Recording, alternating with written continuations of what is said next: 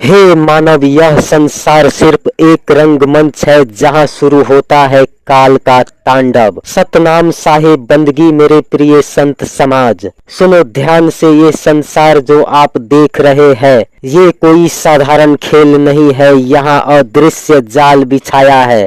काल का जाल हर जीव को भक्षण करता है। काल रोग शोक मोह माया और पाप के फंदे में फंसाकर राजा हो या रंक कोई इसे नहीं बच पाया। लेकिन एकमात्र ऐसी शक्ति है सतगुरु का सच्चा नाम। यही वो अमर शब्द है जो काल के फंदे को तोड़ता है और आत्मा को मोक्ष की राह दिखाता है। कबीर साहब का संदेश आज भी हर प्राणी के दिल में गूंज रहा है। सच्चा गुरु ही जीव को पार लगाता है। तैयार हो जाओ, क्योंकि अब खुलने वाला है काल और सत्य गुरु का रहस्यमयी भेद। धर्मदास जी का प्रश्न। धर्मदास साहब जी ने कबीर साहब जी से पूछा, हे बंदी छोर, ये जीव आत्मा को चोर काल किस तरह मारता है? जीवों को मारने कौन आता है और ये काम कौन करता है? कृपया मुझे समझाइए। तब सतगुरु ने कहा, हे धर्मदास सुनो, तुम्हें महाकाल महापुरुष की निशानी बताता हूँ। जब धर्मदास यमराज को आज्ञा देता है, तभी वह मृत्यु रूपी शक्ति को पृथ्वी पर भेज देता है। धर्मराय का आदेश जब सृष्टि में पाप बहुत बढ़ जाता है और पृथ्वी उसका भार सहन नहीं कर पाता है, तब मैं मृत्यु को आदेश देता हूँ, पृथ्वी पर जाओ और जीवों को पकड़कर हमारे पास लाओ। कुछ जीवों को हमारे पास ले आओ और कुछ जीवों को पृथ्वी पर ही रोग शोक में डाल दो। वहाँ के रूप शरीर में प्रवेश करो और जीवों को बांधकर हमारे पास ले आओ। खांसी जुखाम बुखार बुरी बीमारियां या और काम क्रोध जैसे बड़े रोग भी तुम पैदा करो, ताकि जीव पीड़ित होकर मृत्यु को प्राप्त हो जाए। साखी, लोभ मोह और अज्ञान का जाल अपार है, लेकिन संसार इसका मर्म सच्चा रहस्य नहीं समझ पाता। यही फंदा जिसमें सब जीव फंसते हैं, परंतु बड़े ही दुर्लभ भाग्यशाली संत ही इसमें बच पाते हैं। ऐसा ही एक फंदा इस संसार में बिछाया गया है। हे जीव, तुम मेरे पास आओ। जब तक फंदा पड़ा है तब तक दुख ही दुख पाओगे। जब काल ने आज्ञा दी तो यमदूत अपने अपने हथियारों से सजकर चले। परम पुरुष ने मुझे आदेश दिया कि जीवों को मुक्ति दिलाकर उन्हें यहाँ भेजो। सत्य पुरुष कहने लगे, सुनो ज्ञानी, अब काल जीव का नाश करेगा। जिस जीव को काल पकड़ लेगा उसे वह भक्षण कर डालेगा। जीव भटक कर फिर भयंकर समुद्र भवसागर में पड़ जाएगा। काल दुष्ट है, बहुत जीवों को सताता है। सार शब्द सच्चा नाम के बिना वह मुझे नहीं पा सकता। इसलिए अब तुम संसार में जाओ, जीवों को समझाकर मेरे लोक में ले आओ। आज्ञा मेरी मानो और जगत के जीवों को लाओ। हे सुकृत सदाचारी, संसार में जाकर उल्टी राह से जीवों को भक्ति का मार्ग दिखाओ। सच्चा शब्द ही जीव का सार है, उसे काल का फंदा टूटेगा और हंस आत्मा मुक्त होगा। परम पुरुष की आज्ञा को मैंने सिर झुकाकर स्वीकार किया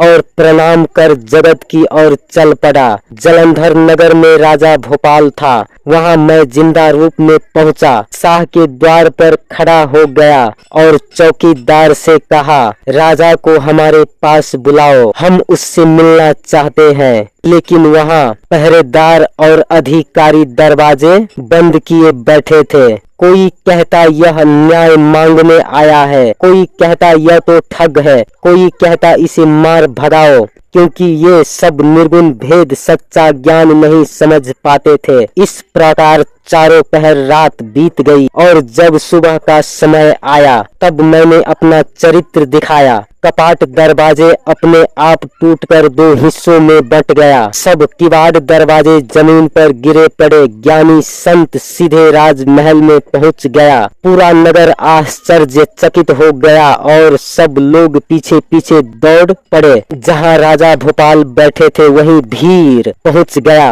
नगरवासी गुहार लगाते हुए राजा के पास पहुंचे। सब लोग चिल्लाने लगे। राजा अपने सिंहासन पर बैठे थे, वहीं सभी लोग जाकर शिकायत करने लगे। लोगों ने दोनों हाथ जोड़कर सलाम किया और बोले, हे महाराज, यह जिंदा संत बहुत बड़ा जादूगर है, ठग है। इसका छल पकड़वाया जाए और तुरंत इसे सजा दिया जाए। रात बीत गई, सुबह हो गया। तब जिंदा ने एक मंत्र बोला, सारे दरवाजे टूटकर जमीन पर गिर पड़े। तब जिंदा सीधे राजा के पास आ पहुंचे। जैसे ही आए उनके पीछे पीछे बहुत सारा लोग इकट्ठा हो गया। लोग कहने लगे, हम नहीं जानते यह कौन है, शायद यह कोई ठग है जो घर घर में घुसता फिरता है। हे महाराज, मैंने जो कहा वह सत्य है। यदि यह सच न निकले तो आप हमें दंड देना। राजा ने नगरवासियों की बात सुनकर कहा, ठीक है, मैं वेद पंडितों को बुलाकर निर्णय करूंगा। यदि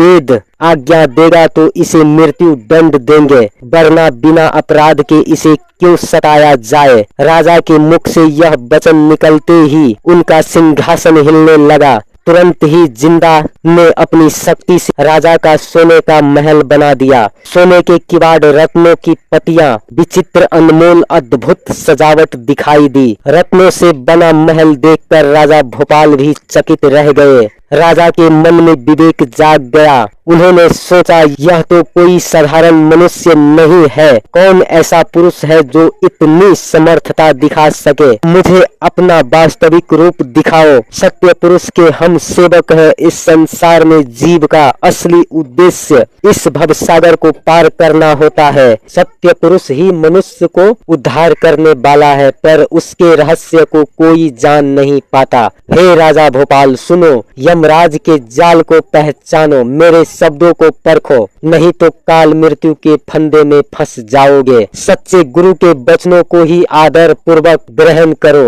अलख अलख अज्ञात और निर्गुण उपासना छोड़ो और व्यर्थ का श्रम त्याग कर सतगुरु की सेवा करो। सद्बुद्धि हो तो दृढ़ निश्चित करो और अमर लोक सत्य पुरुष की शरण में पहुँचो। आवागमन जन्म मरण समाप्त हो जाएगा यदि कोई जीव सच्चे गुरु को पाले। सत्य पुरुष की आज्ञा से ही जीव का उद्धार होता है। इसलिए भाई, तुम्हें उसका दर्शन कराया गया। हे राजन, भक्ति का संकल्प करो और घमंड छोड़ दो। रानी, पुरुष, पुत्र, पुत्री सब मिलकर उसका नाम लो। सत्य पुरुष का नाम लेकर आरती करो। जीव का तिनके जैसा अहंकार एक क्षण में मिट्टी में मिल जाता है। सतनाम का गुणगान करो और सत्य पुरुष की गोद में शरण पाओगे। तब काल तुम्हें छू भी नहीं पाएगा। फिर राजा भोपाल ने दोनों हाथ जोड़कर प्रणाम किया और उन्हें महल में ले गया। धन्य है मेरा भाग्य जो आपने दर्शन दिया। मैं तो अधम जीव था, पर आपने अपनी शरण में ले। मैं कुटिल कठोर अधम और पापी था, पर आपके दर्शन से मेरे तीनों ताप आध्यात्मिक भौतिक दैविक मिट गए। आपने अज्ञान और अंधकार के महा अंधकार को दूर किया। आपके वचन मेरे जीवन में सूर्य की किरण बन गए। मैं अपने मन को एकाग्र करके आपके चरणों को धोकर सेवा करता हूँ, जो पापों का नाश करके अज्ञान के अंधकार को मिटा देता है, और वही मुक्तिदाता और सबके त्रास मिटाने वाला है, जो सूर्य के समान चमकते हैं और दुख को हरते हैं। वो दीन दुखियों को सुख देने वाले हैं। भवसागर की ज्वाला को बुझाकर जीव को शीतल कर अपने आश्रय में ले लेते हैं। हे साधक, अपने मन रूपी दर्पण को स्वच्छ करो और गुरु के चरण कमलों को अपने हृदय में धारण करो। तभी समस्त अज्ञान और अंधकार मिटेगा और साक्षात अमरलोक मोक्ष की प्राप्ति होगा। राजा ने आज्ञा दी और रानी ने स्वीकार किया। रानी सोने की थाल में जल भरकर लाई और साहिब सतगुरु के चरण धोने लगा। राजा और रानी ने मिलकर चरण धोए और रानी ने अपने वस्त्र से चरण पोंछे। दोनों ने चन्नामृत हृदय से ग्रहण किया और सबको भी बांटा। रानी बार बार दंडवत प्रणाम करती रही और साहिब ने प्रसन्न होकर दर्शन दिए। तब कबीर साहब ने कहा, हे भक्तों, हमारे ऊपर कोई भार मत डालो और हमें केवल नाम से मत पुकारो। असल सतगुरु वही है जो यज्ञ और वेद शास्त्रों से परे है, वही तीर के समान है जो आत्मा को पार लगाता है। तब रानी ने विनती करते हुए कहा, हे साहेब, अन्य कोई पुरुष मुझे नहीं भाता, आप ही सच्चे सत्य पुरुष है, आपको ही मैं दृढ़ता से सत्य पुरुष मानती हूँ और किसी को मन से नहीं मानती। रानी ने राजा से कहा, हे महाराज सुनो, साहिब आपके काम के लिए ही पधारे हैं, अब शीघ्र ही उनके चरण पकड़ लो, क्योंकि काल मृत्यु हर पल निकट है। आज सत्य पुरुष हमारे पास आए हैं, यह मेरे मन की साधना पूरी हुई। ज्ञानी वचन साहिब का उपदेश। साहिब ने कहा, हे राजा रानी सुनो, यह सब काल के जाल की रचना है। काम, क्रोध और लोभ के भंडार को नष्ट करो, माया मोह छोड़ दो और संसार से विरक्त हो जाओ, ज्ञान में दृढ़ हो जाओ, तभी आवागमन जन्म मरण का चक्र समाप्त होगा। संसार को त्याग कर शब्द नाम का ध्यान करो, गुरु द्वारा दिए गए सत्य नाम को सुमिरन करो। जो साधक उस नाम का भजन करता है वह फिर न तो गर्भ में जन्म लेता है और न स्वर्ग नरक में भटकता है, वह हंस आत्मा अमर हो जाता है और अजर अमर सतलोक धाम प्राप्त करता है। यह सब माया का जाल है, वीर योद्धा भी इसमें फंसकर मदमस्त हो जाते हैं। जीव सतगुरु के शब्द को नहीं मानते, लेकिन एक दिन काल मृत्यु आकर सब कुछ समाप्त कर देता है। यह मोह की नदी बड़ी विकराल है, इसमें कोई पार नहीं पा सकता। केवल सतगुरु ही उस नाविक के समान है जो हंस आत्मा को पार लगाकर यम मृत्यु से अलग कर देते हैं। मनुष्य बार बार गुरु को प्रणाम तो करता है, पर सोचता है कि मैं यह सब कैसे छोड़ूं, कैसे छोड़ूं राजपाट का अभिमान, कैसे त्यागूं पाखंड और अहंकार, कैसे छोड़ूं राज की बड़ाई, कैसे छोड़ूं अपनी चतुराई और हंसी ठठोली। सभा में बैठकर हंसी मजाक करना, रातों को राजकुमारों के साथ मौज उड़ाना, महल में बैठकर खेल तमाशा करना, स्त्रियों के संग हर समय मनोरंजन करना। नाते रिश्तेदार की आशा नहीं छूटती, सोने चांदी और भोग विलास का मोह नहीं छूटता। लोग कहते हैं यह सुख कैसे छोड़ दूं, हम तो इससे अभी निराश नहीं हुए हैं, लेकिन जब यह सब कुछ टूटेगा तभी सत्य पुरुष की शरण मिल पाएगा। तब राजा भोपाल ने साहिब से कहा, हे गुरुदेव, मेरी विनती सुन लीजिए, मुझे अपने चरणों की सेवा में लगा लीजिए। यदि मैं बिगड़ जाऊं तो अपने हाथों से मुझे सीधा कर देना, क्योंकि तुम्हारे चरणों में आकर मैं पाप कर्म से बचा रहूंगा। अब मैं अपनी विषय हाथियों की शान छोड़ता हूँ, अब मैं तुम्हारे चरणों की दास बनना चाहता हूँ। मैं अब दौलत और रंगीनियों को त्यागता हूँ और कामिनी स्त्रियों की सत गति को भी छोड़ता हूँ। मैं अपने देह का गर्भ और राज का अभिमान छोड़ता हूँ, अब केवल भक्ति में मन लगाऊंगा। जैसे ही आपके अमृत वचन मेरे कानों में पड़े, उसी क्षण मेरे भीतर के सारे विवेक दूर हो गए, उसी क्षण मेरे भीतर के सारे विकार दूर हो गए। हे दया के सागर, यह संसार तो महादारुण दुख देता है। अधम जीव हूँ, अघोर पापी हूँ, फिर भी आपके चरणों को पकड़कर शरण में आया हूँ। अज्ञान और मोह का अंधकार मिटाने वाले प्रभु, आप धर्म विरोधी संकट का नाश करते हैं। आपका नाम अनमोल और सामर्थ्यवान है। मुझ निर्धन पर कृपा करिए और दया कीजिए। हे प्रभु, आपकी अचल निरंतर भक्ति से ही मनुष्य सच्चा सौभाग्य प्राप्त करता है। मैं बार बार विनती करता हूँ, हे सतगुरु, आप मुझे नाम रत्न प्रदान कीजिए। दृढ़ विश्वास से आपको पहचान लिया है, यह नाम ही एक यज्ञ है। इसी नाम से हंस जीव आत्मा को संसार सागर से पार लगाया जा सकता है। राजा ने नाम जप की महिमा दिखाने के लिए एक बड़ा समारोह का आयोजन किया। सोने का सिंहासन मंगवाया और उस पर जगमगाता छत्र तान दिया। दीवारों पर जगमगाती झालरें सजाई, मोतियों की माला हर तरफ टांग दी। मोती से भरे थाल सजाकर आरती उतारी गई, जिसमें दीपक की ज्योति लहराने लगी। सोने के कलश, 5 बातियों वाला दीपक, हीरे जवाहरात से सजी पत्तियां, पुंगी फल, मिठाई, चंदन, पान, केला, मेवा सब अर्पित किया गया। कपूर और अमरा पत्र से चारों दिशाओं में मंडप बांधा गया। सफेद वस्त्रों से पवित्र चौका सजाया गया और गुलाब पुष्प बिखेरे गए। 9 रत्नों से थाल सजाया गया, बीच में मणि माणिक्य रखे गए। यह सब विधि विधान हुआ तो राजा ने भव्य सजावट पूरी करवाई। फिर चौका धार्मिक स्थान में सतगुरु का आसन पर बैठाया गया। रानी ने आकर सतगुरु के चरण पकड़ लिए। 1.25 लाख दीपक जलाए और आनंदमयी शब्द गूंजने लगे। 1.25 लाख दीपक जलाए और आनंदमयी शब्द गूंजने लगे। सब लोगों ने मिलकर नारियल और अन्य भेंट अर्पण किए और दंडवत प्रणाम किया। राजा ने अपने घमंड को त्याग कर दास की तरह सिर्फ सिर झुकाकर और विनम्र होकर बोला, हे दीन दुखियों पर दया करने वाले दयाल प्रभु, आपने मुझ पर असीम कृपा की है और मुझे अपना शरणागत बना लिया है।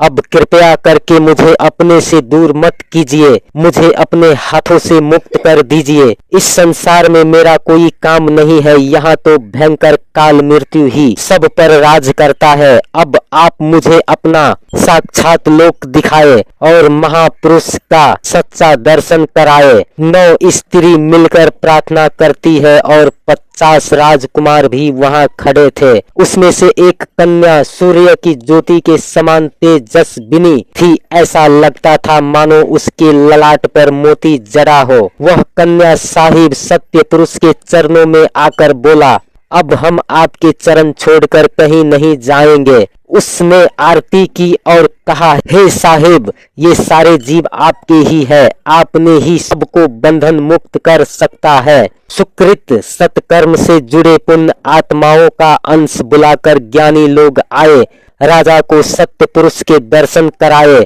अमरलोक अमरावती के द्वार पर उसे लाकर एक पल में बैठा दिया गया। उसने 4 दिन तक शरीर को संभाले रखा, फिर शीघ्र ही सत्य पुरुष के पास पहुंच गया। लिख कर सबको बता दिया। सभी जीवों ने उसका वंदना किया। जितने भी जीवों को परवाना मिला था, सभी हंस आत्मा उस लोक को प्राप्त हो गया। जब आत्मा ने शरीर छोड़ा तो वह आगे बढ़कर सत्य सुकृत के चरणों में लग गया। सत्य पुरुष की डोर आत्मा से जुड़ गई। तब यमदूत ने आकर तमाशा किया, लेकिन जितने भी सुकृत से जुड़े हंस पुण्य आत्मा थे, वे सब दूतों की कला से भी अधिक शक्तिशाली हो गया था। पर उन पर छाप और तिलक का दिव्य चिन्ह लग गया था और सत्य मार्ग पर खड़े होकर सत्य लोग जाने लगा। तब यमदूत ने कहा, आओ हंस, सत्य पुरुष के पास चलो, तब तुम्हारा यह नश्वर ठाठ बाट सब समाप्त हो जाएगा। तब हंस आत्मा ने कहा, हम गुरु ज्ञानी के शिष्य हैं, वही हमारे सहायता करेगा, हम उसके साथ चलेंगे। हे राजन, हम उनके शरण में है, अब काल हम पर अधिकार नहीं कर सकता। हम हंस रूप में बैलगाड़ी की तरह मुक्त होकर चल पड़ेंगे और तुम्हारे फंदे में कभी नहीं फंसेंगे। तब सुकृत अंश वहां पे प्रकट हुआ और हंस से कहा, चलो मेरे साथ आओ, काल तुम्हें छू भी नहीं पाएगा। मेरे बाएं और काल की धारा है और दाएं और हमारा पंजी निशानी है। तुम अपनी सुरति ध्यान उस द्वार पर लगाओ और शीघ्र ही सत्य पुरुष का दर्शन पाओ। तुम सुकृत सागर तक पहुंच जाओगे, जहां स्नान करेगा और निर्मल हो जाओगे। सभी हंस मिलकर उसमें स्नान करने लगे और दीप का अद्भुत दृश्य देखने लगे। देखो लोक की रचना। सभी लोक में हंस नजर आया, जहां सत्य पुरुष ने अपना वास्तविक रूप दिखाया। सारे हंस वहीं बैठे हुए थे। 16 रवि सूर्य हंसों की चमक थी। सभी प्रजा और राजा अपने सेज पर विराजमान थे। वहाँ रंक और राजा का भेद समझ में नहीं आता। सबके सब एक समान है कि हंस की यही महिमा है।